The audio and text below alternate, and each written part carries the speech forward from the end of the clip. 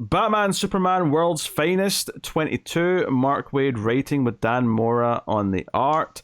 Last issue, of course, our pair were in this alternate Earth, the Kingdom Come universe, and David, or Thunderman as he was going by, basically says they're lying and that they're evil imposters. So that world, Superman and Batman fought them a little bit. Then their Justice League came after them, and that's kind of where we picked this issue up, is that we get them fighting the Justice League, including some people that are kind of new, that aren't doppelgangers of anyone that they know. You know, Batman points that out. There's a few things to talk about in this issue. I think the big thing is we get a lot more context for Gog. We get, you know, when Batman and Superman are eventually captured by the Justice League and they're thrown in some cells, they're in the same cell as Metron. And it seems that Gog's using Metron's chair, and that Metron tells the story of who Gog is, and that he comes from before, you know, the gods that were. Before the new gods, there was Gog and the others around him. And the creation of Apocalypse and New Genesis. That all comes from after his time, or during his time even. And then Gog kind of ended up landing on prehistoric Earth and, you know, grew up during that, befriended Metron, but then eventually stole Metron's chair and has been plotting. Because it was basically when Metron showed him the multiverse existed, that really, you know, he just thought about that for about 10,000 years until he finally decided what he wanted to do. So it turns out what he's doing is that he's been building up the heroes on this Earth to build an army to eventually go and do the Ascension. What is the Ascension? The Ascension is to kill Darkseid and take Apocalypse. But the big thing at the end is that he intends this to be a suicide mission. He wants all of the heroes to die, as well as all of Apocalypse. So that's his big master plan, and he's coaxing David into all of it. Now, honestly, the biggest surprise for me was David actually being regretful this issue. He admits to Gog, oh yeah, I'm lying to everyone about this Batman and Superman. And Gog's like, no, it must be done, my child, kind of thing. So I was surprised by that, because I thought he was just being evil, but he's not fully evil yet. I mean, he becomes Magog in this issue. He gets the outfit, he gets the horns and all that. But he becomes that ends justifies the means kind of guy, right? So, you know, he doesn't want to lie to everybody, but he trusts in Gog. And I think that's also knowing what Magog stood for in the original Kingdom Come, kind of those grim and gritty 90s heroes, you know what I mean? That's what Waid was basing them off of.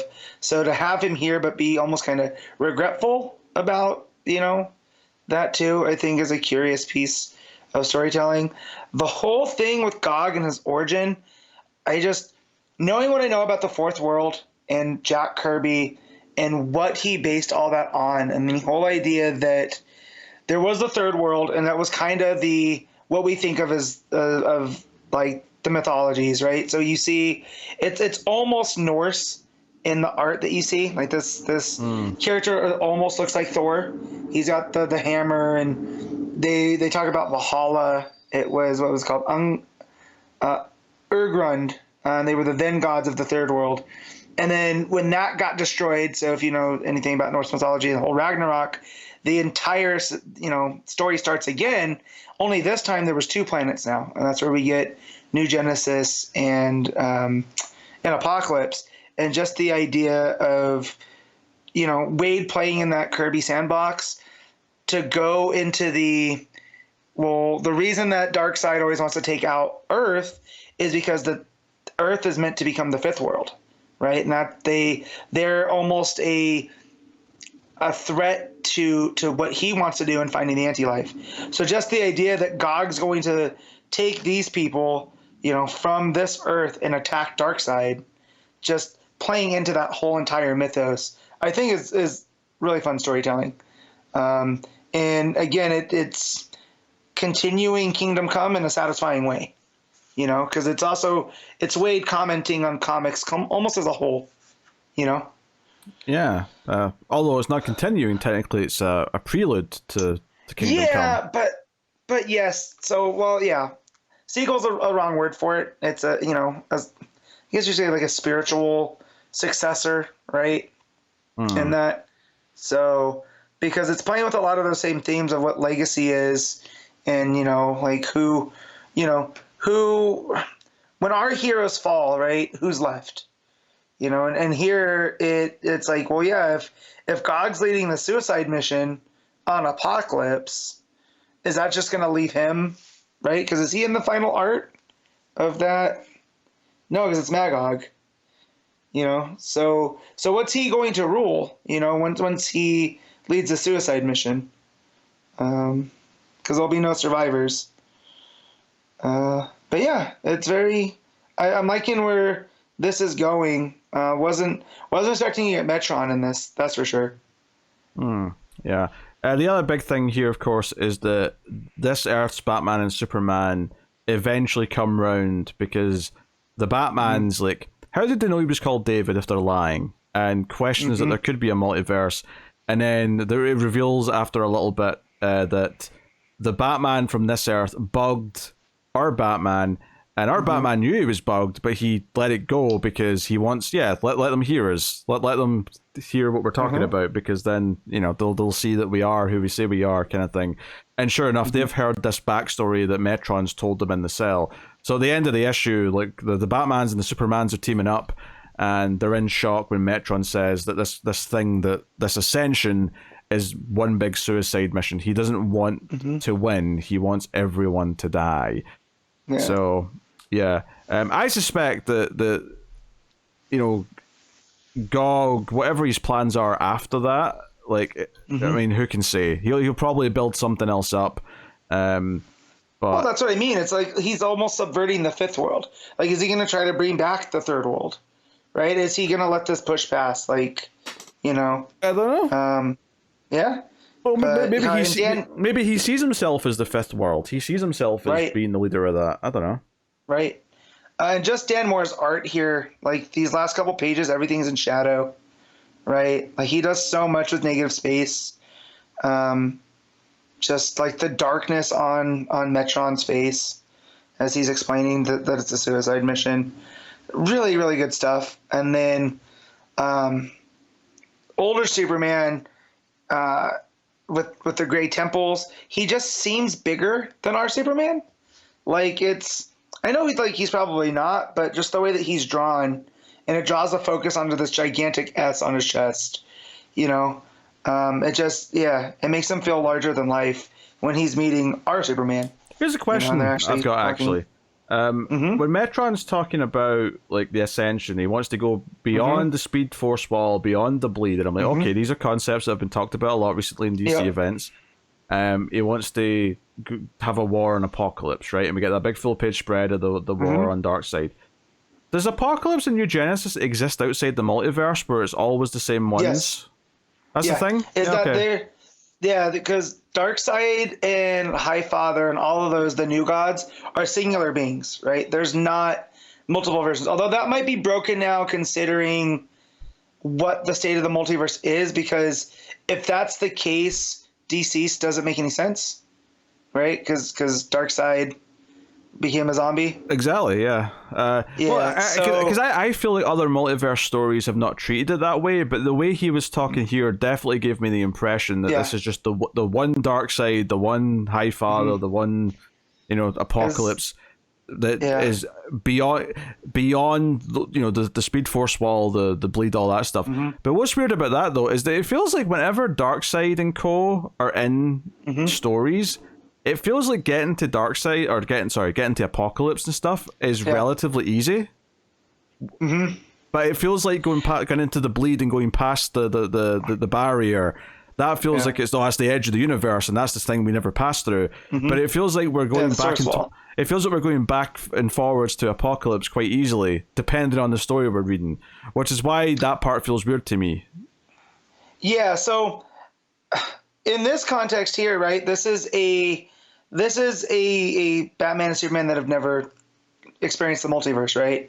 That's what it said early on. Right? So it seems like a Herculean task from this perspective, but as we've read all these stories at this point. So it's one of those, not 0 hour. What's the time?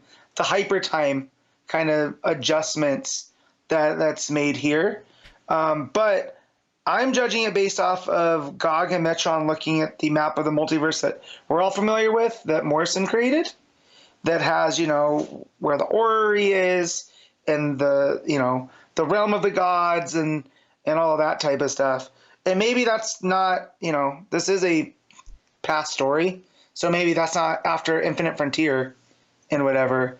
That's not the case anymore. But yeah, I think for Earth Zero, it's not that big of a deal, right? We have boom tube technology. That's why how they can go back and forth between Apocalypse and New Genesis and, all of that. Here, I don't think they have that, right? So this would be the cyborg of this Earth doesn't have the dark side technology because you would assume, right, that they haven't ran into dark side yet. Is that what they're saying here? Possibly. I mean, this all sounds very convoluted the way you're describing it. The easier solution to my question would probably be that Apocalypse and New Genesis are in Universe Zero. That's where they are. So for other universes, getting to Apocalypse does mean going through the barrier and the source wall and through the bleed because you have to go into the main universe to get to it. But that cracks the map though too that they're looking at here because they are firmly outside of that realm of the Earth Zero, right? Because Earth Zero is at the center of the orrery, right? And then outside of the orrery, that's where New Genesis and Apocalypse are. Okay, well, fair enough. But my issue here is that it seems far too easy to go to and from Apocalypse in most comics in the last 10 years. To then say it's beyond the source wall when a big part of a lot of the events of the last 10 years have been, the source wall's acting up, something's coming from the source wall. Like, right, but not on Earth 20. But see, I would say not on Earth 22. They haven't discovered that yet, right? That hasn't got to them. That's irrelevant. That doesn't matter. That doesn't affect what I'm saying at all. I'm saying, why is it so easy for the characters? Because before we were talking about source walls and mainline continuity, people were boom tubing back and forwards to Apocalypse and whatnot. I'm just saying, Apocalypse and New Genesis don't feel that they're so hard to get to that they're beyond the source wall to me in mainline continuity. Yeah, let me see. So maybe that's just a slip by Waid, right? Because the source wall is supposed to be the thing that keeps the multiverses apart, right? Because that's where they have the big giants and stuff. Yeah. So, yes, I remember this from that Snyder story, whatever one that was. Yeah, from one of the medals. Infinite Frontier. No, wasn't that, was it? Yeah. It was, that was Williamson. No, it was, yeah. So no, but it just says beyond the speed force wall, beyond the bleed. It doesn't say anything about the source wall. So they're just saying that it exists beyond the bleed, which is the realm, but the bleed's the space between space, right? And then the speed force wall, that's never factored into, well, I guess it does for multiverse because the Flash is going to jump between. So yeah. I don't know. Yeah, maybe I read Speed Force Wall as Source Wall, and that's why I'm hanging up on this. But it felt like because you're making sense because there shouldn't be beyond the Source Wall is a big mystery, right? That's the whole point. That's exactly yeah. So I get what you're saying there, but what I got hung up on is I don't think Apocalypse and New Genesis are beyond the Source Wall. Yeah, because the source is where Highfather draws his power from. I guess part of the problem here is that it's so inconsistent in the comics how they handle it. Yeah. But a lot of comics make it feel like Apocalypse and New Genesis are just planets. Yeah. You can just go to them like you can any other planet. Mm-hmm. That's what it feels like in a lot of comics. Yeah. So it does. Yeah, I don't know. Weird to me. People. I understand. You're not crazy. I understand where you're coming from. Yeah. I just don't have a concise answer because I don't think they necessarily do right now, right? It was under my understanding from the time that multiverse became a thing, like the Multiversity book and when they rewrote the map of the multiverse, is that Apocalypse and New Genesis are singular places. There's not a Apocalypse 1, like there's an Earth 1 and an Earth 2, right? So like the Justin Danger Street, right? That Orion is the same Orion that interacts with, all the different versions, all the different multiverse versions. which seems like it doesn't, but it doesn't matter in the grand scheme of things, right? Yeah. It's all story. But even that's kind of weird though, because it's like, okay, so why is Darkseid always messing with the main Superman? Yeah. Like Right. he's really Right. focused on Earth Zero Superman. He's not really paying attention to all the other ones. Right. Well, and so that comes from because Earth Zero, whatever happens there, that's like the Keystone Earth. Right? Yeah, I know. I'm poking holes because I got you. it feels inconsistent in a lot of ways, and I'm just. Mark Waid, if you're this somehow gets to you, come on the show and explain it to us, please. I feel like Mark Waid likes to go back to old school ways and like old school continuity, and sometimes maybe it doesn't link up entirely with what the actual books have been doing for the last little while. True, but then again, why have Dan Mora draw that map in there that's been the thing of the last 10 years? You know? Just don't have him do that.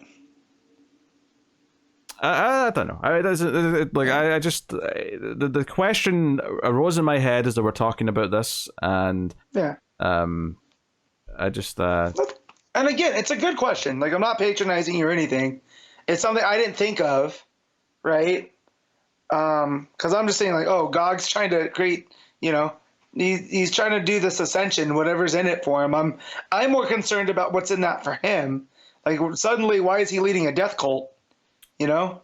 Yeah, it also raises the question of like, okay, well, if he takes Apocalypse and Then what? Magog's left over, is he going to try and invade all of the universes then and control them all? Since, you know, I don't know. That makes sense. Yeah. But again, Shaw's still trying to make this fit into Kingdom Come, right? That's a whole other thing as well. Yeah. So I don't know. I mean, this was a very entertaining read. I enjoyed the backstory as it was set out. I like where it's going. I particularly like the Metron story. You know, I think all of it worked. I like the logic of the Batman and Superman sort of coming to terms with trusting the main versions. I think all those things were a lot of fun to get through. We were just debating some big scope DC nonsense. Yeah, as they say on the internet, this is nerd shit. Yeah. You know what I mean? We're getting caught up in we're getting caught up in the tangles. Well, that's the thing. This, like what's said in this book is fine in a vacuum. It's only an issue because I'm thinking about every other version that's ever been said that I can remember in my head. So anywho. What are you rating Batman Superman World's Finest? I'm gonna give this a 7. This is a pretty fine read. The art's fantastic by Moore as usual. Like, I feel like that's, you know, water's wet, Dan Moore art good at this point. So, but yeah, 7. Yeah. Yeah, that seems about right. I would say I might even go 7.5. So there you go.